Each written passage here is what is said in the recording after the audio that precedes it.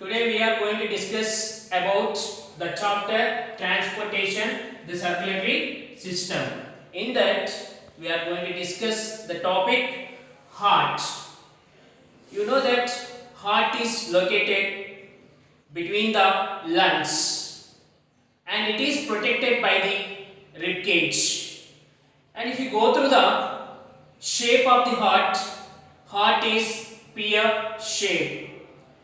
If you observe the outline structure of the heart, it looks like a triangle. And this heart at the anterior position is wider. And if you come to the posterior position, it is narrower. And if you go through the outer covering of the heart, this heart is covered with two membranes, and these membranes we have to call it as pericardial membranes. Between these pericardial membranes we observe a fluid, and this fluid we have to call it as pericardial fluid. What is the main function of the pericardial fluid? Pericardial fluid protects the heart from shocks. If you observe the structure of the heart is divided into four chambers, and these four chambers are separated by the grooves. After that, the upper chambers we have to call it as auricles, and the lower chambers we have to call it as ventricles. If you observe between the left auricle and left ventricle, we observe a wall, and this wall we have to call it as tricuspid wall. And if you observe the left side one, that is left atrium and left ventricle, we observe a wall, and that wall we have to call it as mitral wall. And if you observe the pipes which is connected to the heart, the first one is superior vena cava.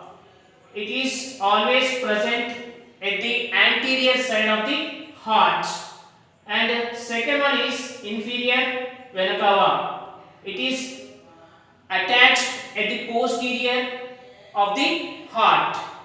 If we go through the function of the superior vena cava collects deoxygenated blood from head and neck and send that deoxygenated blood into the right atrium. And next, inferior vena cava collects blood from legs, hands, and it sends that deoxygenated blood into the right atrium. After reaching the deoxygenated blood from superior vena cava and inferior vena cava into the right atrium, that blood reaches into the right ventricle with the help of tricuspid wall. After that, this right ventricle pulls the blood into the pulmonary artery. Whenever the right ventricle pulls the blood, automatically the pulmonary valve opens and sends the deoxygenated blood along the pulmonary artery, and finally that deoxygenated blood with the help of pulmonary artery reaches to the lungs. There the deoxygenated blood converting into oxygenated blood in the lungs.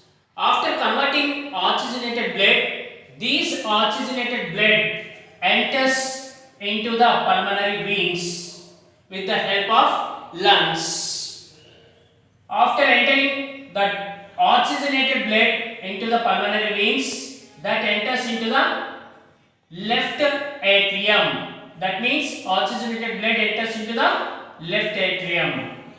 from left atrium, the oxygenated blood reaches into the left ventricle with the help of mitral valve. See here, from the left ventricle, the oxygenated blood pulled into the aorta.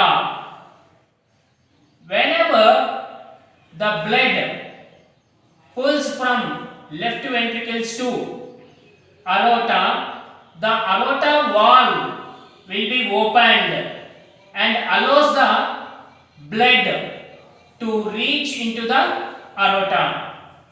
After reaching the oxygenated blood into the aorta distributes blood to all parts of the body.